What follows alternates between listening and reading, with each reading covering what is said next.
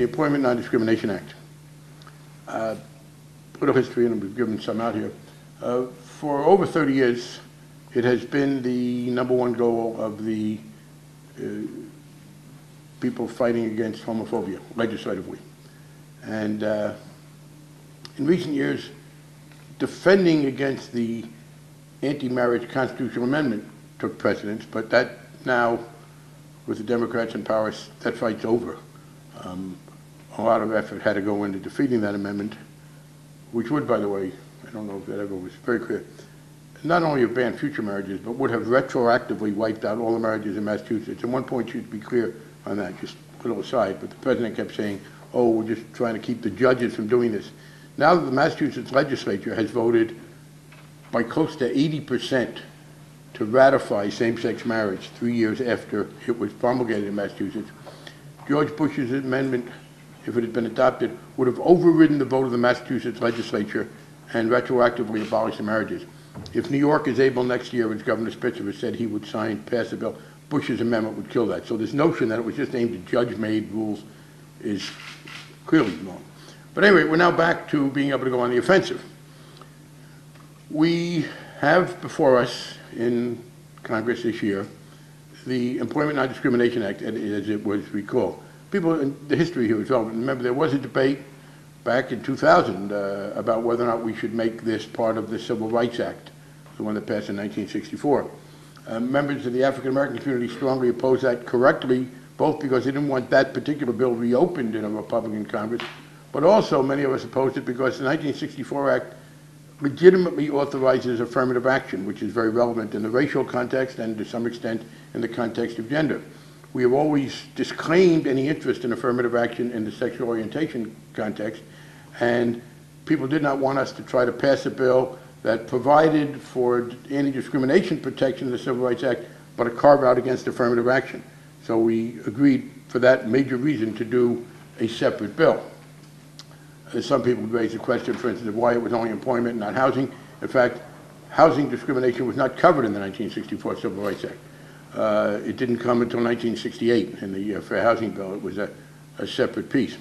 At any rate, we reached a point where Speaker Pelosi last December, in a meeting with Steny Hoyer, myself, and Congresswoman Baldwin, agreed to bring two pieces of legislation up this year. One, a hate crimes bill, and two, ENDA. The deal was that we would bring the hate crimes bill up earlier because we thought that was easier to pass, as has proven to be the case, and we would do ENDA second. At the time, they were both transgender inclusive. We brought up the hate crimes bill. We ran into some opposition that people expressed about the transgender inclusion.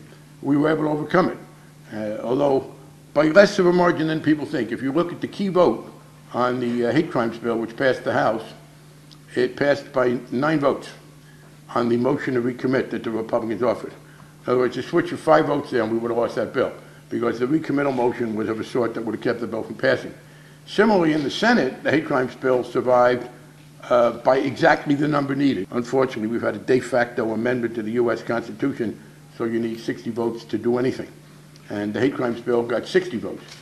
One of the leading supporters of that bill believes that the reason we dropped from 12 Republican supporters in a previous Congress to 8 this time was that we were explicit in the transgender inclusion.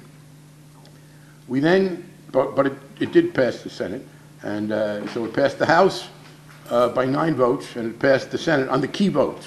You know, often this is the case with my colleagues. After you have won, they are much nicer to you than when you need them. And so on the final vote, we got more votes. But on the critical votes that people understood were the live or die votes, passed by 9 in the House, by the exact margin needed in the Senate. We then took up ENDA. We understood that transgender inclusion was going to be difficult. Many of us made an effort to try and deal with those difficulties. First of all, in consultation with the transgender community, we agreed on 2 qualifications that were in the bill. People have objected and said, well, why do you even have to bring those up? One of the things that people should understand about the Congress, there are a lot of very smart staff people working for the members of Congress. The notion that you can slip something by doesn't work. when you are doing a bill, and I do this in every bill that I work on, whether it's in the Financial Services Committee or elsewhere, one of the things you have to do is to vet it for any potential bill-destroying horror stories. You have to be willing to defend that bill at its most distortable, because you will lose people. We thought that there were a couple of pieces there. We adopted a couple of amendments that were supportive by everybody, reluctantly to some, that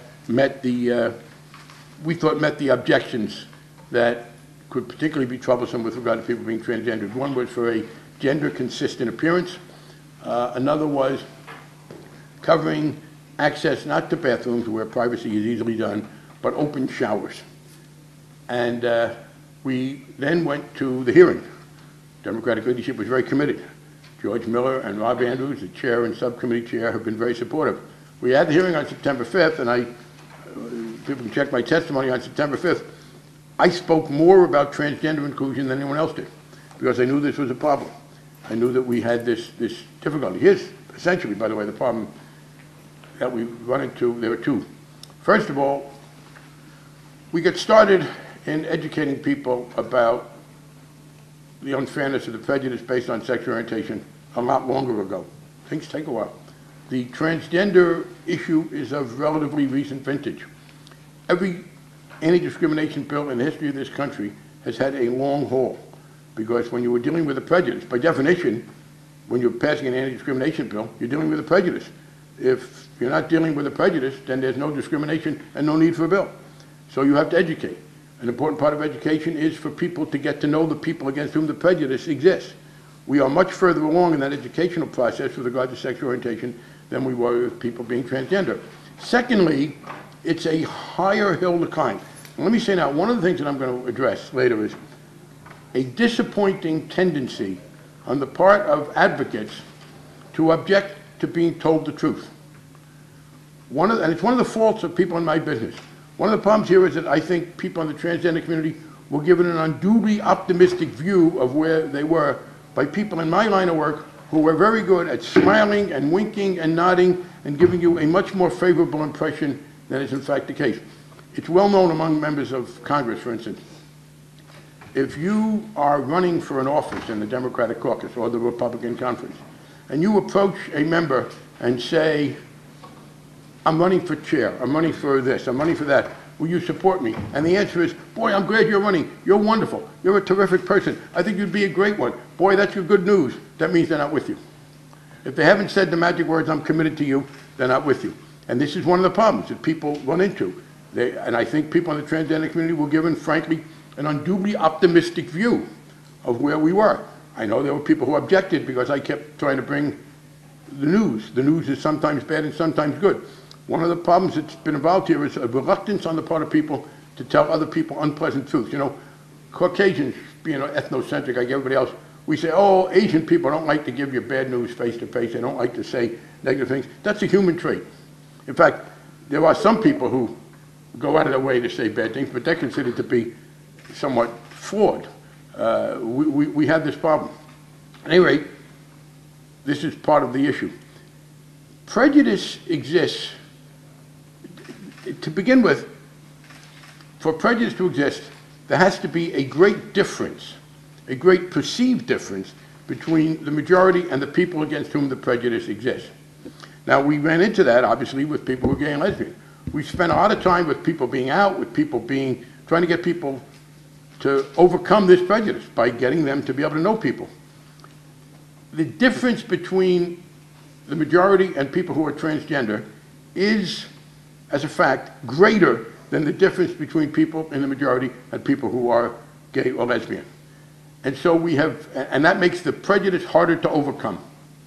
It's the, ooh, I don't know, it makes me uneasy. And I have to be honest with people, yes, some of my colleagues and others in the society, my colleagues who are representative here, are uneasy when they deal with transgender issues. I know as a fact that when we first started dealing with gay and lesbian issues, that same kind of uneasiness was there. I had people who recoiled at the thinking about the sex practices that those of us who were gay or lesbian would engage in. I went through this in 1972.